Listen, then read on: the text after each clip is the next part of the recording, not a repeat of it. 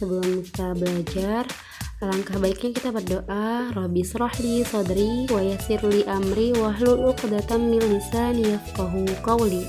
Rabbi zidni ilman warzuqni fahman.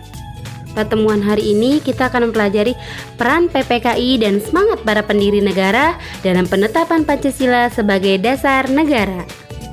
Sejarah singkat terbentuknya PPKI. Setelah menyelesaikan tugasnya, akhirnya pada tanggal 7 Agustus 1945 BPUPKI dibubarkan oleh Jepang. Kemudian dibentuklah PPKI, Panitia Persiapan Kemerdekaan Indonesia, atau dalam bahasa Jepang disebut dengan Dokuritsu Junbi Inkai. Pada tanggal 8 Agustus 1945, Jenderal Besar Terauchi Seiko Shikikan, pimpinan bala tentara dari Nippon, mengundang 3 tokoh yang terlibat aktif di BPUPKI. Yang pertama, Raziman Wediodiningrat, Insinyur Soekarno, dan Dr. Andes Muhammad Hatta ke Dalat, dekat Saigon, Vietnam. Isi agenda undangan itu, Jepang menegaskan agar 1. Segera dibentuknya Panitia Persiapan Kemerdekaan Indonesia. Yang kedua, cepat atau lambat terlaksananya janji kemerdekaan tergantung pada bangsa Indonesia sendiri. Dalam pertemuan tersebut, Insinyur Soekarno diangkat sebagai Ketua PPKI dan Muhammad Hatta sebagai wakilnya. PPKI beranggotakan 21 orang termasuk ketua dan wakil ketua. PPKI awalnya beranggotakan 21 orang. Atas kehendak dan prakasa Insinyur Soekarno sebagai ketua, maka kemudian ditambah 6 orang menjadi 27 orang. Berbeda dengan BPUPKI, semua anggota PPKI berasal dari bangsa Indonesia. Penambahan anggota tersebut atas prakarsa bangsa Indonesia sendiri, dan diharapkan PPKI menjadi cikal bakal Komite Nasional sebagai wadah perwujudan wakil-wakil bangsa Indonesia. Sidang PPKI pertama pada tanggal 18 Agustus 1945 diselenggarakan sidang PPKI yang pertama. Hasil-hasilnya, yang ke-1, menetapkan atau mengesahkan Undang-Undang Dasar Negara Republik Indonesia tahun 1945. Kedua, memilih dan mengangkat presiden dan wakil presiden, yaitu Insinyur Soekarno dan Muhammad Hatta. Yang ketiga, membentuk Komite Nasional Indonesia Pusat atau KNIP untuk membantu tugas presiden sebelum DPR atau MPR terbentuk. Poin selanjutnya, Pancasila sebagai dasar negara.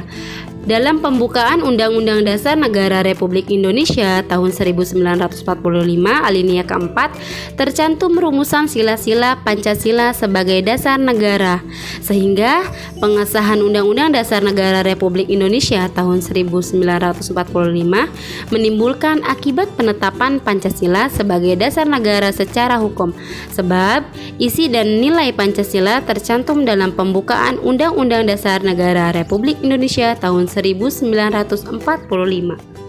Poin selanjutnya, Proklamasi Kemerdekaan 17 Agustus 1945. Menurut risalah sidang BPUPKI dan PPKI, bahwa Proklamasi Kemerdekaan Indonesia dituliskan sebagai berikut ini ya. Nah, bisa kalian lihat di samping kiri ada konsep teks proklamasi dan di samping kanan ada teks Proklamasi Kemerdekaan Republik Indonesia 17 Agustus 1945. Teks proklamasi tersebut dibacakan oleh Presiden Soekarno pada saat upacara kemerdekaan Republik Indonesia 17 Agustus 1945. Semangat para pendiri bangsa. Nah, ada beberapa pendiri bangsa yang perlu kalian ketahui. Di antaranya ada Insinyur Soekarno, Muhammad Hatta, Muhammad Yamin, Haji Agus Salim, Abi Kusno Cokrosujoso, dan tokoh lainnya. Perlu kita teladani, ada semangat yang menggelora pada sosok para pendiri bangsa ini.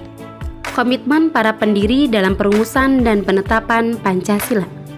Pada proses perumusan dan penetapan Pancasila sebagai dasar negara, para pendiri negara kita telah menunjukkan komitmennya.